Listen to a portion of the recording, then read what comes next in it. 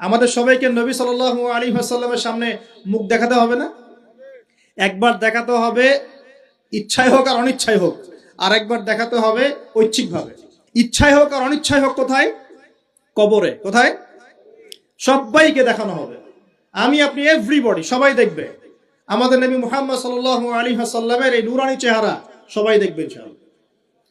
আল্লাহ পাক প্রশ্ন করবেন, ফেরেশতাদের মাধ্যমে প্রশ্ন করাবেন, মান হাযার রাজুল বুইসা ফীকুম, এই ব্যক্তিকে যাকে তোমাদের কাছে পাঠানো হয়েছিল।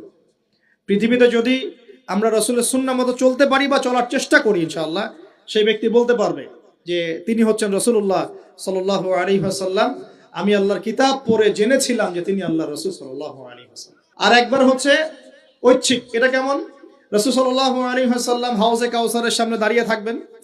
আকাশের তারা যত বেশি, তার চেয়ে বেশি হবে পানপাত্র, গ্লাস। তো নবী সাল্লাল্লাহু আলাইহি ওয়াসাল্লাম সবাইকে হাউজে কাউসারের পানি পান করাবেন। ওই দিন অন্য কোনো ব্র্যান্ডের পানি চলবে না, শুধু হাউজে কাউসারের পানি চলবে। মাম পানি, প্রাণ পানি, এসব পানি নাই, শুধু হাউজে কাউসারের পানি। কথা বুঝতে পারছো? কোনো ড্রিঙ্কস নাই, সফট ড্রিঙ্কস, হার্ড ড্রিঙ্কস, কোনো ড্রিঙ্কস নাই, শুধু কি হাউজে কাউসারের পানি। এই পানি ছাড়া কোনো পানি নাই। এই পানি যে খাবে, এই যে 50,000 বছরের সমান দিন, কিয়ামতের দিন, এই দিনে সে ইনশাআল্লাহ পিপাসার্ত হবে না। সে আর কোনোদিনও পিপাসার্ত হবে না ইনশাআল্লাহ।